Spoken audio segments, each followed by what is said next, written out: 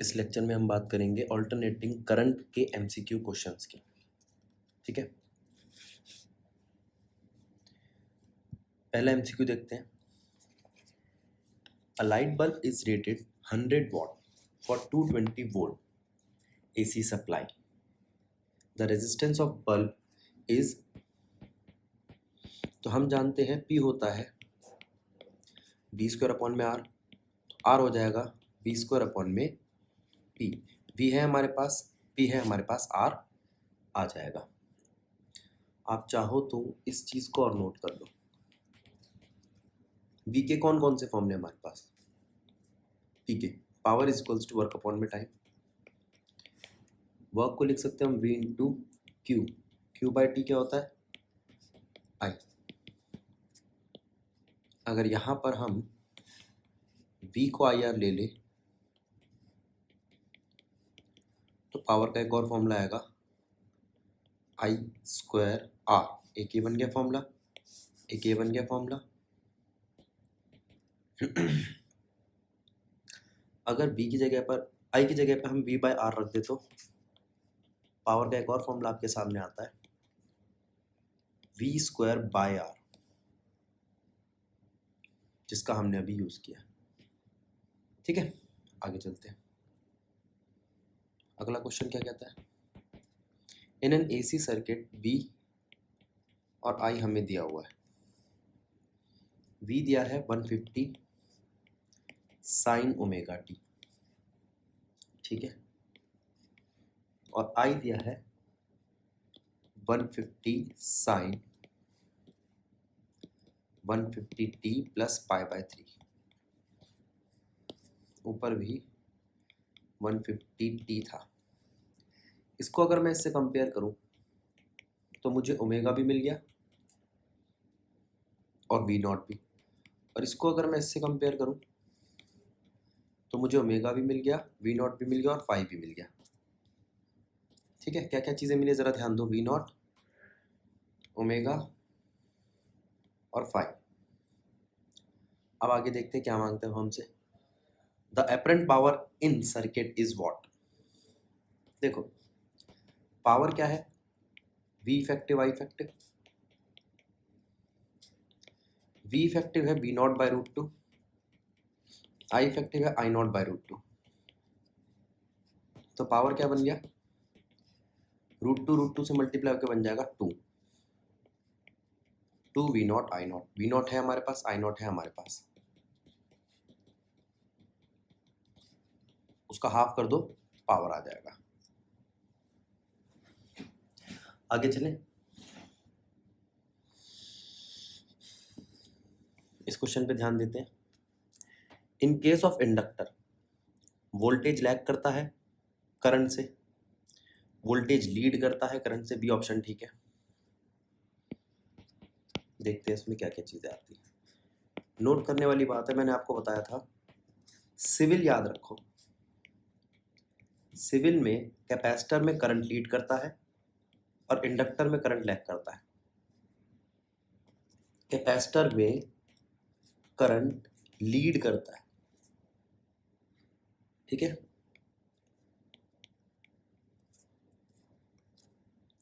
और potential lag करता है।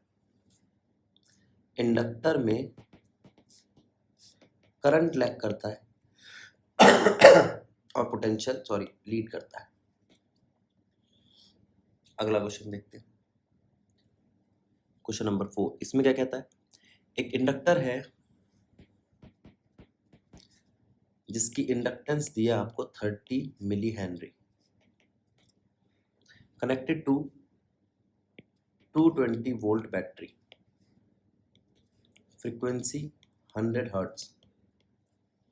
ठीक है, तो इंडक्टिव रिएक्टेंस बताओ, यानी कि XL।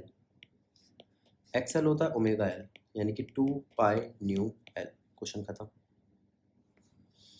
अगला क्वेश्चन देखते हैं।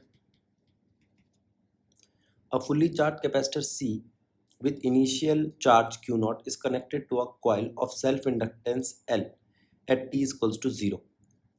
The time at which energy is stored equally between the electric and magnetic field is what? Question है एलसी ऑसिलेटर का।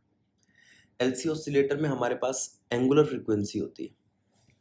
जरा ध्यान देना, जब हम बात करते हैं एलसी ऑसिलेटर की तो कई सारी चीजें हमारे सामने आती हैं। एक, एलसी ऑसिलेटर में एक्सएल बराबर होता है एक्ससी के, वीएल बराबर होता है वीसी के। एक्सएल का मतलब होता है ओमेगा एल, एक्ससी का 1 अपॉन ओमेगा सी। इसको सॉल्व करें तो ओमेगा का स्क्वायर आता है 1 अपॉन एल सी के इक्वल। तो यहाँ से ओमेगा निकल कर आता है 1 upon under root L C. एक बात, ठीक है। जब हम बात करें कैपेसिटर फुल्ली चार्ज होगा तो कैपेसिटर के अंदर ही सारी एनर्जी होगी। इनिशियली एनर्जी जो स्टोर होती है इंडक्टर में वो 0 होती है और कैपेसिटर में फुल होती है half Q naught square by C. ठीक है। किसी टाइम टी पर at time T charge Q बन जाता है, वो होता है Q naught cos omega T. ठीक है।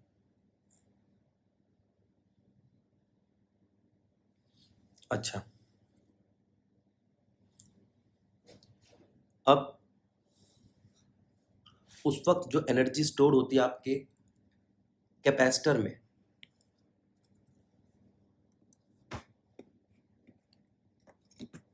एक मिनट रुको, उस वक्त जो एनर्जी स्टोर होती है आपके,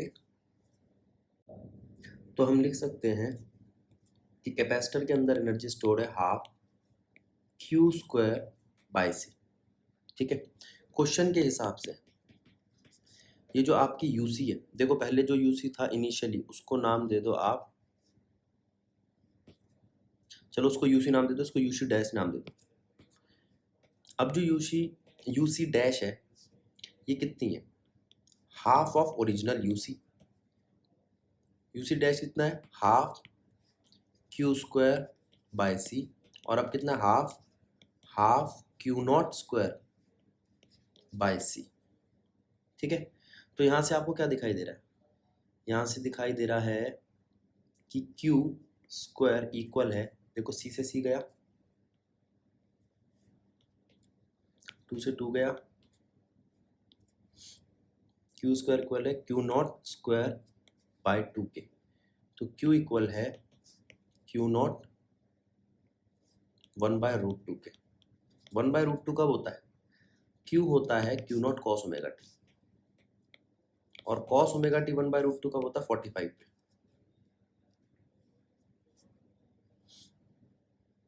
जब थीटा हो 45, यानी कि π/4। अब देखते क्वेश्चन क्या मांग रहा है हमसे। π/4 तो ठीक है,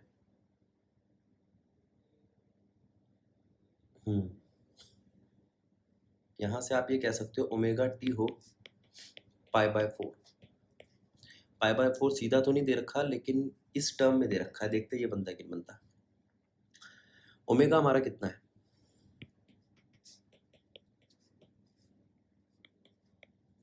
ओमेगा 1 अपॉन ओमेगा था, अभी हमने निकाला अंडर रूट एल सी।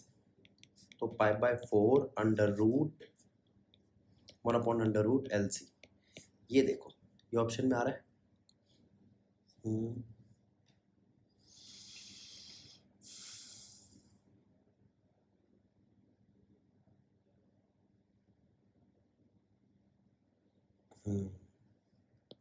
देखो ये गलती करी हमने,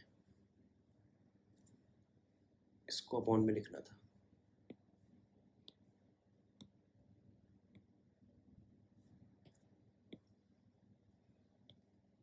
one upon under root L C, तो ठीक है आया π/4 अंडर रूट एल सी। अब ठीक है, ठीक है, आगे चलते हैं। नेक्स्ट क्वेश्चन क्या कहता है?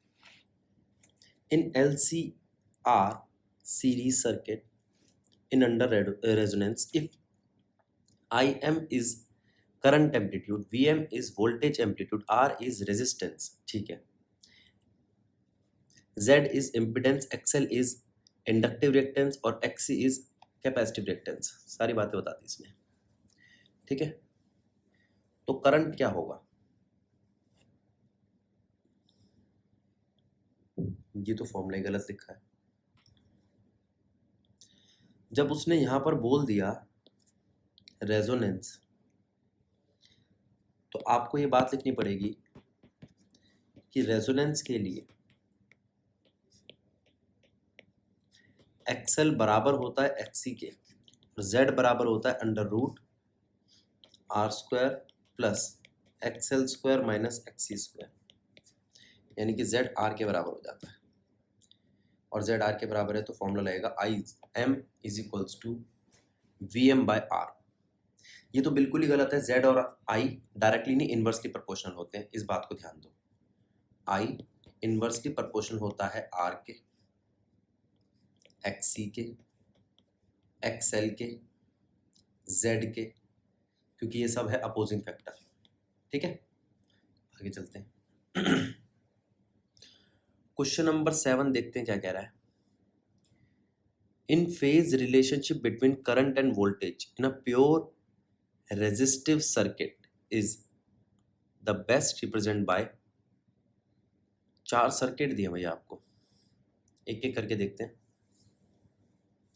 अगर प्योर रेजिस्टिव सर्किट की बात कर रहे हैं हम, तो दोनों सेम फेज में होने चाहिए। अगर प्योर रेजिस्टिव सर्किट मतलब ये रेजिस्टेंस ओनली की बात कर रहा है।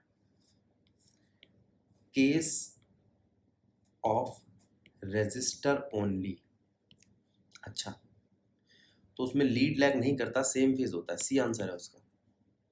तो आप यहां आंसर में लिख लो, in case of resistor only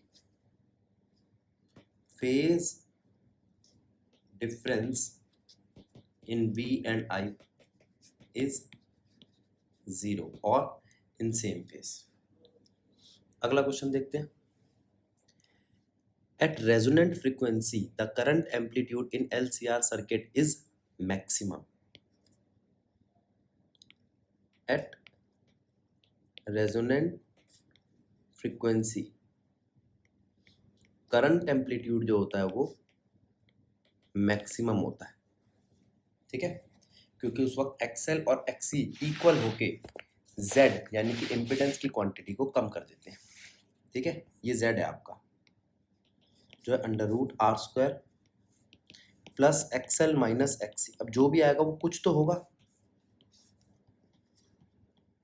अगर ये समथिंग इक्वल्स टू 0 हो जाए तो Z छोटा हो जाएगा, और Z छोटा हो जाएगा तो करंट बढ़ जाएगा, करंट मैक्सिमम होता है। ठीक है, इन्फिनिटी तो नहीं होता, मैक्सिमम होता है। आगे चलते हैं। क्वेश्चन नंबर 9 क्या कह रहा है, कह रहा है हमें रेजिस्टर दे रखा है, कैपेसिटर दे रखा है, उन दोनों को सीरीज में लगाया। अच्छा, ये वो केस है जिसमें रेजिस्टर और कैपेसिटर सीरीज में होते हैं। ठीक है, यहाँ पे हमें पोटेंशियल दे रखा है, पोटेंशियल के साथ फ्रीक्वेंसी, इसका मतलब ये V RMS है, V इफेक्टिव है या V AC है, मतलब ये V0/√2 है। अगर कहीं हमें V0 की जरूरत पड़ी तो हम इसको √2 से मल्टीप्लाई कर देंगे। ठीक है, तो वो कह रहा है इम्पिडेंस क्या होगा, केस किसका है, कैपेसिटर का और रेजिस्टर का। रेजिस्टर हमें दे रखा है 0.2 किलो ओम,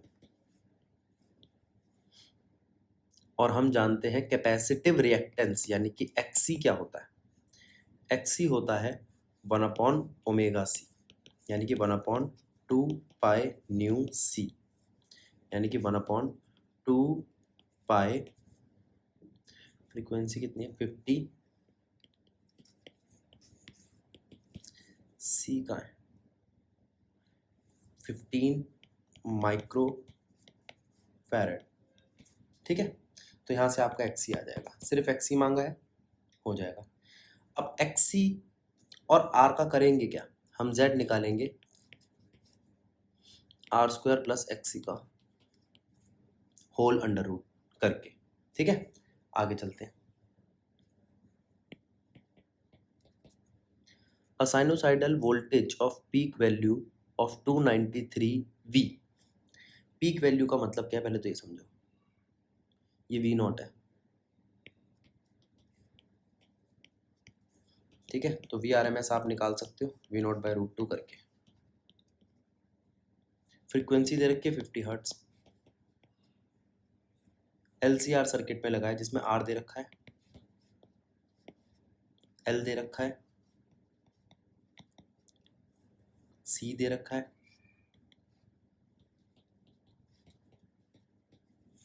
Z मांग रहा है, under root R square plus XL minus XC का होल स्क्वायर, आपका Z आ जाएगा, ठीक है। आगे चलते हैं। कह रहा है switch S is closed at T equals to 0, ठीक है। After sufficiently long time an iron rod is inserted. अब आयरन रॉड इंसर्ट करने से क्या होगा, आयरन रॉड इंसर्ट करने से इंडक्टेंस इंक्रीज होगी। बात को ध्यान दो, आयरन रॉड इंसर्ट करने से इंडक्टेंस इंक्रीज होगी। अब सबसे पहले तो हम ये देखेंगे कि यहां पे होगा क्या। ये AC सर्किट है, ठीक है। ये AC सप्लाई है, AC सर्किट। इंडक्टर ब्लॉक करता है AC को, बात को समझो, इंडक्टर ब्लॉक करता है AC को। इंडक्टेंस इंक्रीज होगी तो XL इंक्रीज होगा, AC जल्दी ब्लॉक होगा। ये तो मैंने अपनी बातें बताई, अब ऑप्शन पढ़ते हैं। ग्लो मोर ब्राइटली, बिल्कुल नहीं। गेट डिम, हाँ डिम हो जाएगा। Glow with the same brightness, नहीं। A नहीं, C नहीं, B अभी तक ठीक लग रहा है। Get momentarily dim and then glow more, नहीं नहीं नहीं, B ये डिम हो जाएगा। इसके डिम होने का रीजन क्या है, अगर आप इंसर्ट करोगे रॉड इंसर्ट करने से इंडक्टर और जल्दी काम करेगा, और इंडक्टर का काम है AC करंट की सप्लाई को रोक देना, ठीक है। यहाँ रजिस्टर लगा था, अगर रजिस्टर ना लगा होता तो वो एक क्वेश्चन ही नहीं पूछता ब्राइट करेगा कि डिम करेगा, वो ये पूछता कि इंडक्टर को अलाउ करेगा या नहीं करेगा। यहाँ रजिस्टर और इंडक्टर दोनों लगे, तो जितना इंडक्टर बढ़ाओगे उतना XL बढ़ेगा। जितना XL बढ़ेगा अपोजिंग फैक्टर बढ़ेगा तो करंट घटेगा तो ब्राइटनेस घटेगी। बात समझे, आगे चलते हैं। In a series LCR circuit having L equals to 30 milli, ठीक है, R है फ्रीक्वेंसी है, तो क्वालिटी फैक्टर क्या होगा। अब बात करिए क्वालिटी फैक्टर की, तो क्वालिटी फैक्टर का फॉर्मूला होता है omega Q is equals to omega L upon में R। ओमेगा क्या है, 2 पाई न्यू, L अपॉन में R। फ्रीक्वेंसी है, L है, R है, क्वेश्चन हो जाएगा, ठीक है। ध्यान रखेंगे क्वालिटी फैक्टर एक कांस्टेंट है, इसकी एक नंबर है, इसकी कोई यूनिट नहीं होती। अगला क्वेश्चन नंबर 13 क्या कह रहा है, alternating voltage is represented by which equation. ये V for T is equals to V maximum sine omega T, ठीक है। कॉस ओमेगा टी भी ले सकते हैं, लेकिन हम कॉस नहीं लेते हैं यहाँ पर, ठीक है। ये कॉस नहीं कॉट है, बिल्कुल गलत है, फिर तो सारे गलत है। आगे चलो, कॉस ले सकते हैं, पहले बता रहा हूँ मैं, वहाँ पर इसकी जगह कॉस ओमेगा टी भी चलेगा, कोई दिक्कत नहीं है। आगे चलते हैं। क्वेश्चन नंबर 14 क्या कहता है, which of the following graph represent the correct variation of the inductive reactance XL with frequency. XL frequency के साथ क्या करता है, XL का फॉर्मूला देख लो, XL is equals to omega L 2 pi nu L. तो XL is directly proportional to frequency, B option होना चाहिए। एक्सएल फ्रीक्वेंसी के साथ बढ़ता है। अगला इंडक्टर दिया है 44 millihenry is connected with 220 volt battery of frequency 50 hertz. The RMS value of current is what. Inductor को कनेक्ट किया गया है इसके साथ, ठीक है, सिर्फ इंडक्टर ही, और तो कोई है नहीं क्वेश्चन में। तो यहां से एक्सएल निकाला जा सकता है ओमेगा एल करके 2 pi nu L. RMS value of current मांगी है, ये आरएमएस वैल्यू ऑफ पोटेंशियल है, और करंट क्या होता है V बाय अपोजिंग फैक्टर।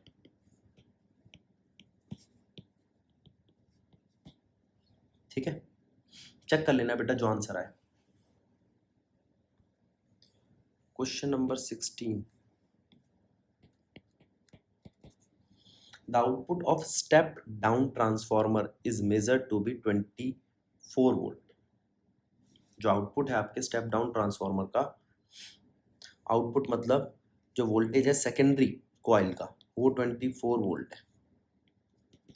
ठीक है, when connected to a 12 volt, power भी दे रखी है सेकेंडरी की 12 volt, the value of peak current is what.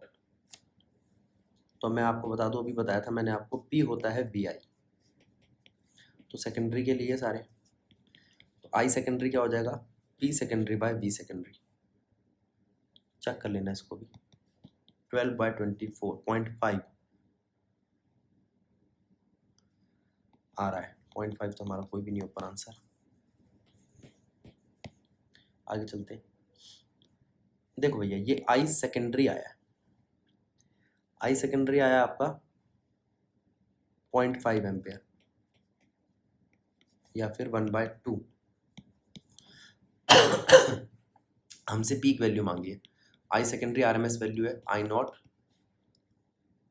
Sign omega T लगाए तो आई नॉट बाय √2, तो आई नॉट क्या आएगी √2 ऑफ 1/√2, 2 इससे कटेगा तो कितना आएगा 1/√2,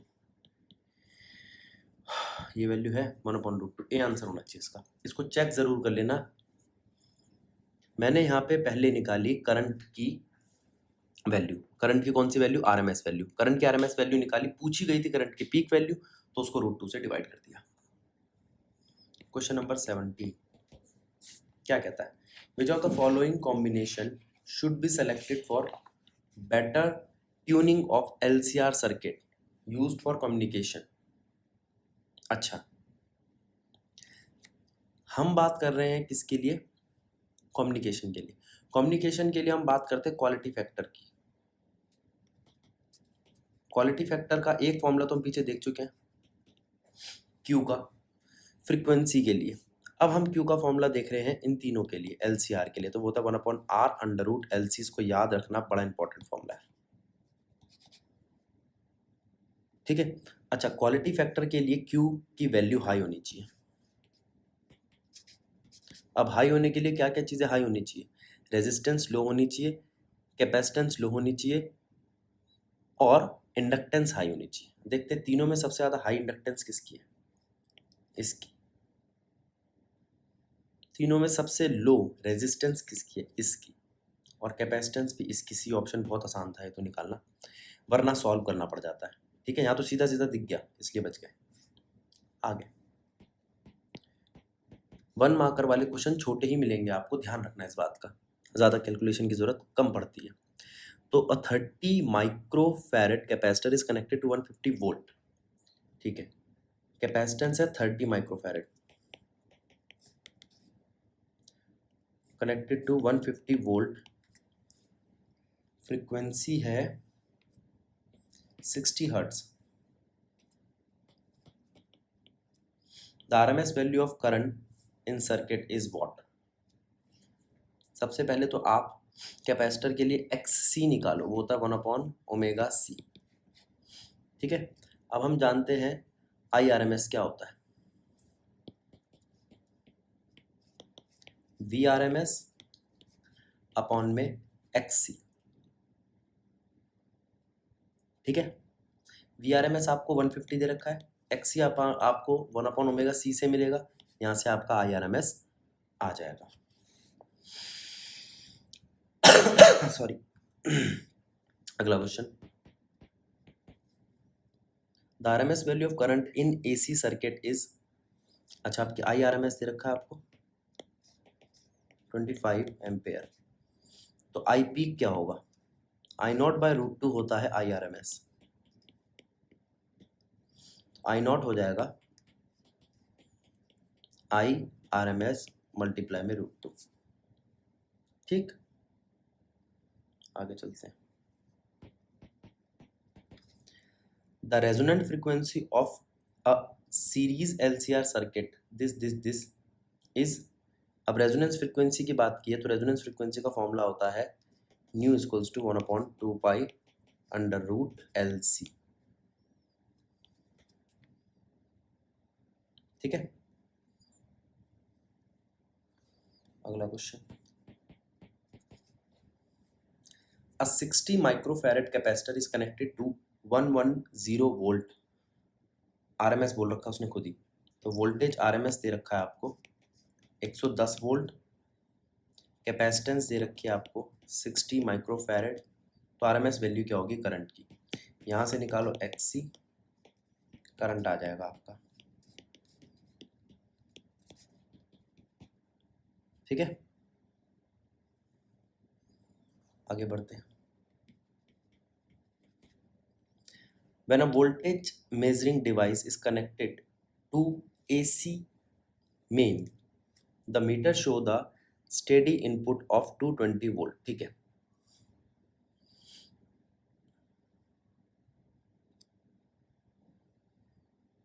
the meter show the, ठीक है, this means, इसका क्या मतलब है, इसका मतलब है input voltage can not be AC voltage but a DC voltage, एक बात। अच्छा, दूसरा ऐसा इसलिए कह रहा है क्योंकि आपके जो गैल्वेनोमीटर वगैरह डिवाइस है वो AC मेजर नहीं कर सकते। B part, maximum input voltage is 220 volt.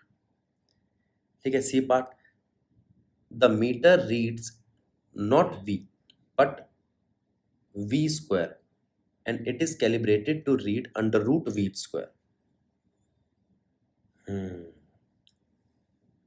उसने ऊपर ये कहीं नहीं कहा जो आपकी मेजरिंग डिवाइस है, जो मीटर है वो कोई गैल्वेनोमीटर है। अच्छा ठीक है, the pointer of the meter is stuck by some mechanical defect, ये तो बेकार है, ऊपर के भी नहीं लग रहे, सी लग रहा है। देखो क्या कहता है, अगर आप वोल्ट मीटर को कनेक्ट करते हो AC के मेन से, ठीक है, तो वो RMS वैल्यू करता है, RMS वैल्यू है वर्चुअल वैल्यू। RMS वैल्यू का मतलब यह रूट मीन यहाँ पे इसने से दिखाया square, root mean square value, तो सी ऑप्शन बनता है, इसको चेक कर लेना। ठीक है, तो रूट मीन स्क्वायर वैल्यू ही इसका आंसर है, क्वेश्चन नंबर 22। आगे चलते हैं, question number 23, in LCR circuit the phase angle between supply voltage and current is what, phase angle tan phi, हम निकाल के देख लेते हैं। R तो यहाँ होता है आपका, ठीक है, या तो XL माइनस XC होगा, XC माइनस XL होगा। यहाँ पर दो ही ऑप्शन है, XL माइनस XC और इसके। अच्छा, ये होता है आपका फाई, R परपेंडिकुलर अपॉन में बेस। तो XL minus XC by R, ये बनेगा आपका, ये ऑप्शन होना चाहिए। ये मैंने आपको पावर फैक्टर में कराया था बेटा। आगे चलते हैं, a series LCR circuit with resistance 22 ohm, inductance 1.5 Henry, capacitance 40 microfarad is connected to a variable frequency 220 volt। ठीक है, AC सप्लाई।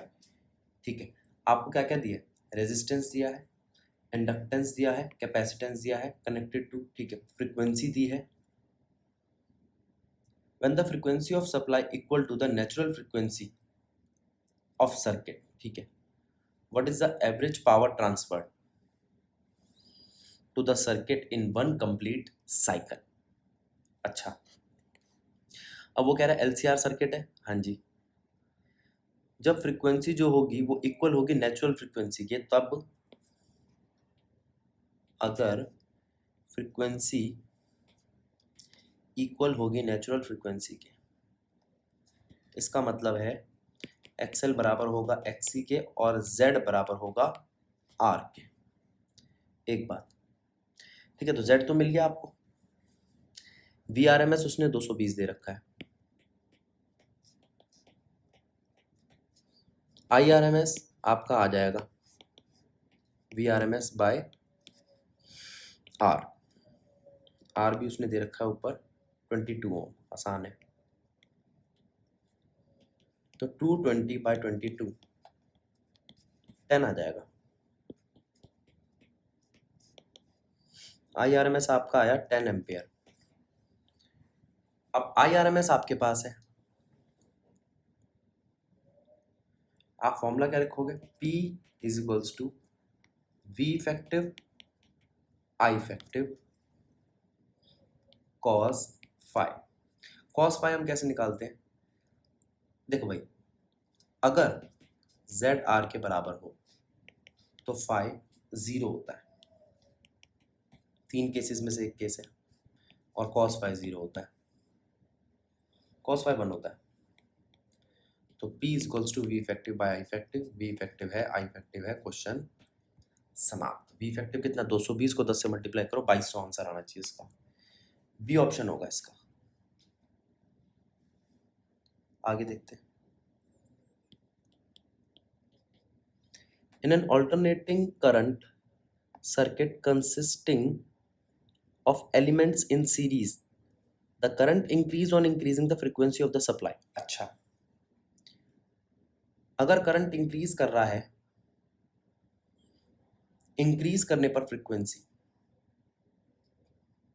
ठीक है ना, तो वो AC को सपोर्ट कर रहा है, करंट इंक्रीज कर रहा है फ्रीक्वेंसी को इंक्रीज करने पर, that is on increasing frequency opposing factor decrease, तो frequency inversely proportional to opposing factor. ऐसा कब होता है, ऐसा होता है XC के केस में, 1/ωc यानी कि 1/2π/µc। फ्रीक्वेंसी और XC का रिलेशन इनवर्स है, फ्रीक्वेंसी इंक्रीज करने पर ωc डिक्रीज करता है, ये वाली बात कह रहा है। फिर भी हम देखते क्या कहता है आगे, which of the following element are likely to constitute the circuit, only resistor नहीं, रजिस्टर और इंडक्टर नहीं, रजिस्टर और कैपेसिटर ये हो सकता है, ओनली इंडक्टर, इंडक्टर भी नहीं, इंडक्टर के साथ तो बढ़ती है, ठीक है, तो केस सिर्फ एक ही हो सकता है, कैपेसिटर की वजह से, वो भी अगर यहाँ पर होता ओनली कैपेसिटर तो भी काम चलता है, ठीक है। जब आप XC कम करना चाहते हो तो उसके लिए आपको फ्रीक्वेंसी बढ़ानी पड़ेगी, तो आप यहाँ कहोगे फ्रीक्वेंसी बढ़ाने से XC डिक्रीज करता है इसलिए करंट इंक्रीज करेगा, तो सिर्फ यही एक केस है कि आप फ्रीक्वेंसी बढ़ाकर करंट इंक्रीज कर सको। आगे चलते हैं,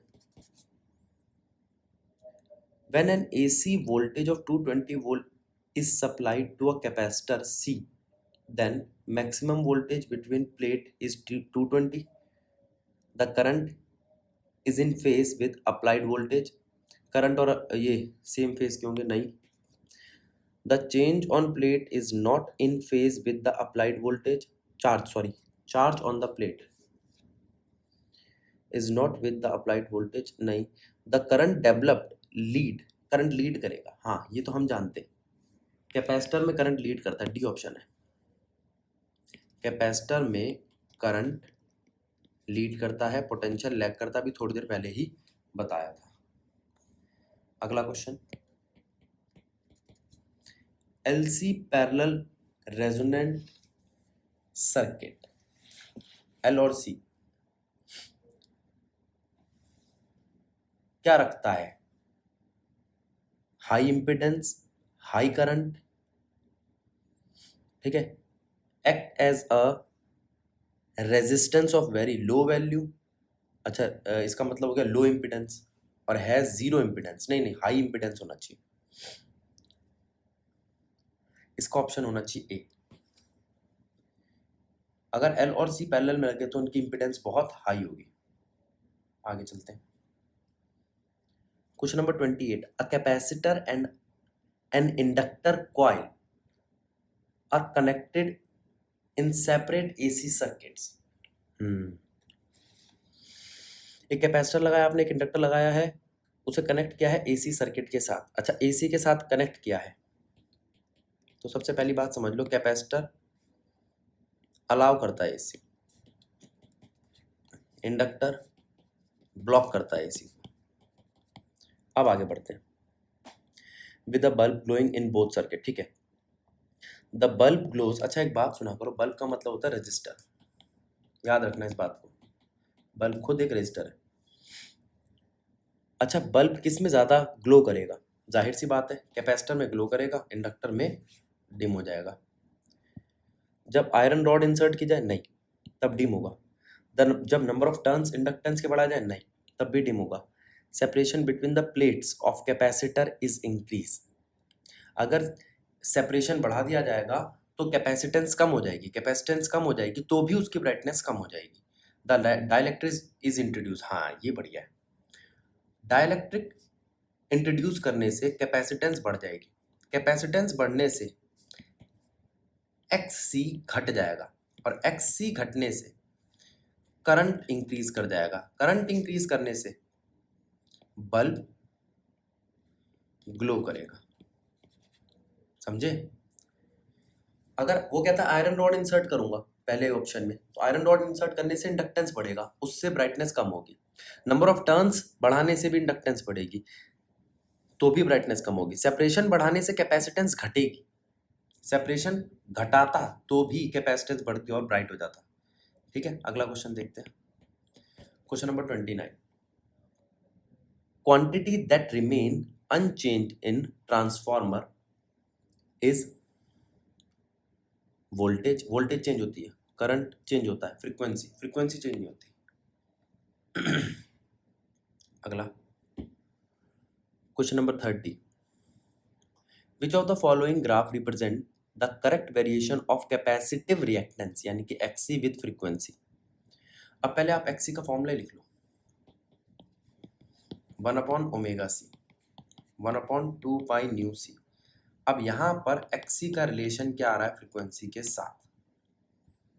इनवर्स, इनवर्स का मतलब क्या है? X अगर फ्रीक्वेंसी इंक्रीज करोगे तो XC डिक्रीज करेगी, उसके लिए सिर्फ C केस दिखाई दे रहा है मुझे। ठीक है, ये था क्वेश्चन नंबर 30।